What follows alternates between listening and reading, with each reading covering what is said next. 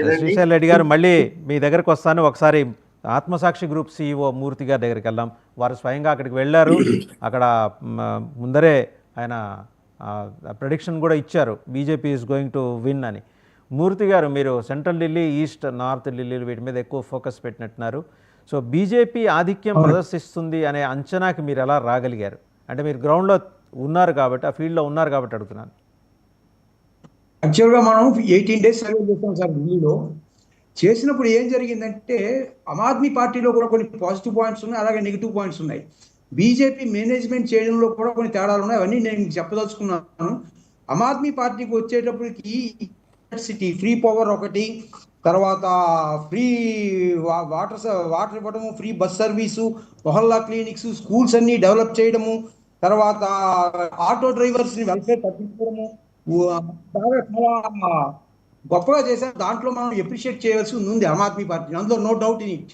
But Aam Aadmi party విషయానికి వచ్చే failures చూసుకున్నట్లయితే మనకి ఈ రోడ్లు చూస్తే మనకి స్లమ్ ఏరియాస్లో అన్ని పాట్ హోల్స్ వాటర్తో ఉంటాయి. మనిషి నడవలేని పరిస్థితి, గ్యాబ్రేజ్ విపరీతంగా, open drainage system, air pollution and water pollution చాలా ఎక్కువగా ఉంది ఢిల్లీలో. ఇప్పుడు వెల్ఫేర్ అయితే పట్టించుకున్నారు, కానీ ఈ అంశాల్లో కొంత ఆపు వెనుకబడి ఉంది. తర్వాత రెండోది, ఎప్పుడైతే ఆమ్ ఆద్మీ పార్టీ ఈ లిక్కర్ స్కామ్లో ఇరుక్కుందో అప్పటి నుంచి కొన్ని పార్టీలో డిస్ప్యూట్స్ రావటము, తర్వాత ఈ ఎలక్షన్లో సెలక్షన్ ఆఫ్ ది క్యాండిడేట్స్లో కూడా చాలా తప్పులు జరిగాయి. ఇప్పుడు ఫర్ ఎగ్జాంపుల్ మనం సిసోడియా గారిని కానీ లేకపోతే అతీషి గారిని కానీ తీసుకుంటే ఆ 2 సీట్లు వాళ్ళు పోటీ చేయకూడదు, వేరే సీట్లకు షిఫ్ట్ చేయాలి. అయినా కానీ చేశారు. మనం అదే ఎగ్జిట్ పోల్లో ఇచ్చాం. కేజ్రీవాల్, అతీషి, మనీష్ సిసోడియా కూడా చాలా ఇబ్బందికరమైన పరిస్థితులు ఎదుర్కొంటున్నారని మనం ఇవ్వడం జరిగింది. తర్వాత రెండోది, మీకు ఇక్కడికి వచ్చేటప్పటికి quality of the drinking water చూడట్లేదు. తర్వాత నెక్స్ట్ బీజేపీకి వచ్చిన అడ్వాంటేజ్ ఏంటంటే మైక్రో లెవెల్లో బాగా మేనేజ్ చేయడము, క్యాస్ట్ వైజు, రిలీజియన్ వైజు ఓటర్ని డివైడ్ చేయడము, ఆర్ఎస్ఎస్ వర్కర్స్ కష్టపడి పనిచేయటము కొంతవరకు కలిసి వచ్చాయి. అయితే ఇక్కడ మోడీ గారు మనకి ఏం చేశారంటే, అది బడ్జెట్ పెట్టినప్పుడు, నేషనల్ బడ్జెట్ పెట్టినప్పుడు ఈ ఇన్కమ్ ట్యాక్స్ కన్సిషన్ ఇచ్చారు. దానికి ఎలక్షన్ కమిషన్ కూడా ఏం చేయలేదు, బికాజ్ అంతా ఇండియాకి సంబంధించింది కాబట్టి. దానివల్ల మధ్యతరగతి పీపుల్ మీద కొంత ఇంపాక్ట్ చూపించి ఆపు ఓట్లు బీజేపీకి ట్రాన్స్ఫర్ అయ్యాయి. అలాగే పే కమిషన్ వేయడం, అందులో మీకు మోడీ గారి జిమ్మికులు అందరికీ తెలుస్తున్నవే. ఆయన 5వ తారీఖున ఎలక్షన్ జరుగుతుంటే దేశమంతా ఎలక్షన్ వాచ్ చేస్తూ ఉంటే ఆయన హోలీ బాత్ తీసుకున్నారు మహాకుంభమేళాలో.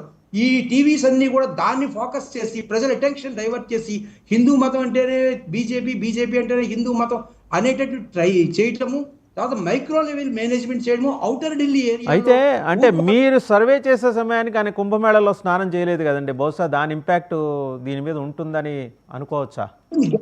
ఖచ్చితంగా ఉంటుంది సార్. బీజేపీ చేసేదే అది. అఫ్ కోర్స్ ఎలక్షన్లు ఎవరైనా అదే చేస్తారు, ఎవరు అవకాశం ఉంటే వాళ్ళు ఉపయోగించుకోవడం తప్పని కూడా నేను అనను. ఎవరినంటే యాదృచ్ఛికంగా జరిగిందని చెప్తారు. 5వ తారీఖున ఎందుకు చేయాలి, 3వ తారీఖున, 2వ తారీఖున చేయొచ్చు కదా, లేదా 7వ తారీఖున చేయొచ్చు కదా, అట్లా జరగలే. తర్వాత మీకు ఔటర్ ఢిల్లీ ఏరియాలో బీజేపీ బాగా ఫోకస్ చేయడం అంటే సమ్మో ఇది ఎందుకో జస్టిఫైడ్గా అనిపించట్లేదు మూర్తి గారు. ఆయన స్నానం చేయడం చూసి గబాలన బీజేపీకి వచ్చి ఓటేస్తారని నేనైతే అనుకోను. అంటే ఆల్రెడీ వాళ్ళ మైండ్ సెట్ చేసుకొని ఉన్నారు. ఢిల్లీ ఓటరు రెడీగా ఉన్నాడు, ఆపుకు వ్యతిరేకంగా ఓటేయాలనుకున్నాడు, ఓటేశాడు అంతే. పార్లమెంట్ ఎలక్షన్ లో కూడా just 2 days before the election Uttarakhand వెళ్ళి కాళీనగర్ హిమాలయ పర్వతాల్లో ఉన్నారు. అది అఫ్ కోర్స్ తప్పని నేను అనట్లేదు, ఏ వ్యక్తిగతంగా నేను ఎవరిని తప్పుపట్టలేదు, దాని ఇంపాక్ట్ అట్లా ఉంటుంది. తర్వాత election commission, ED, CBI, income tax department support బాగా ఉంది వాళ్ళకి. రెండోది ఇంకొకటి, కేజ్రీవాల్ చేసిన తప్పు ఏంటంటే కేవలం వెల్ఫేర్ చూశారు కానీ డెవలప్మెంట్ లో కొంత పార్ట్ చూడలేదు. యమునా నది మీద ఆ టైప్ ఆఫ్ కామెంట్స్ పాస్ చేయడం అనేది సెల్ఫ్ గోల్ అది తనకి. ఆయన కూడా జగన్మోహన్ రెడ్డి ఫార్ములా మాత్రమే చూసారా? ఈయన బటన్లు నొక్కితే ఆయన అక్కడ బటన్లు నొక్కకుండా వెల్ఫేర్ చూసి డెవలప్మెంట్ ఇగ్నోర్ చేశాడా?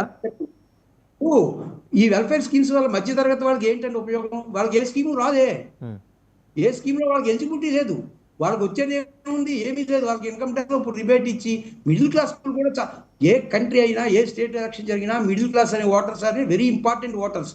వాళ్ళలో ఎప్పుడైనా అసలు స్ప్లిట్ వచ్చింది అంటే అది చాలా డేంజర్, పరిపాలించేటువంటి గవర్నమెంట్కి డేంజర్. తర్వాత రెండోది, మీకు వాల్మీకి కమ్యూనిటీ ఓటు ఒకటి స్ప్లిట్ అయింది సార్. గుజ్జర్స్, జాట్స్ కొంత డివైడ్ అయిపోయి టువర్డ్స్ బీజేపీ అట్రాక్ట్ అయ్యారు. మిడిల్ క్లాస్ ఓటింగ్ డివైడ్ అయ్యింది. ఉమెన్ ఓటింగ్ చూసినట్టయితే ఉమెన్ ఓటింగ్ స్టిల్ ఈ రోజు కూడా ఆమ్ ఆద్మీ పార్టీకి ఎక్కువ ఉంది బీజేపీ కంట. మెయిల్ ఓటింగ్ తక్కువ ఉంది. ఇక్కడ ఢిల్లీలో అన్ని స్టేట్ల కంట ఢిల్లీలో ఉన్న ప్రాబ్లం ఏంటంటే మెయిల్ ఓటింగ్ చాలా ఎక్కువ, ఉమెన్ ఓటింగ్ కంట ఏ స్టేట్లో కూడా అట్లా లేదు ఎక్సెప్ట్ ఢిల్లీ.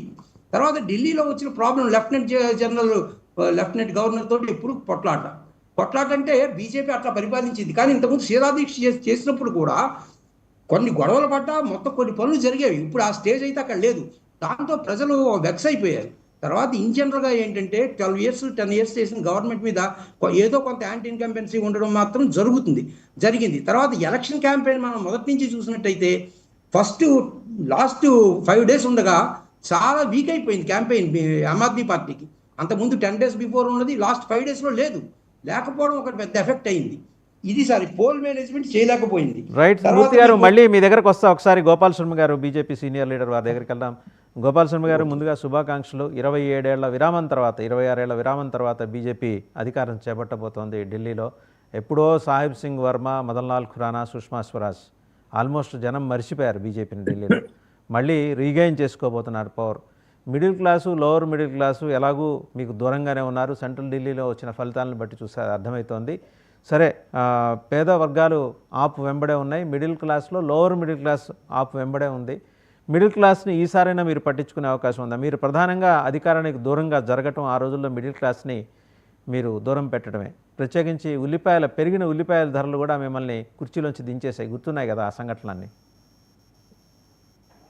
ముందుగా మీకు ప్యానెల్లో ఉన్న పెద్దలందరికీ నమస్కారం అండి. మీరు అన్నట్టు ఢిల్లీ బీజేపీ 27 years అజ్ఞాతవాసం తర్వాత గెలిచింది. ఇది ఆమ్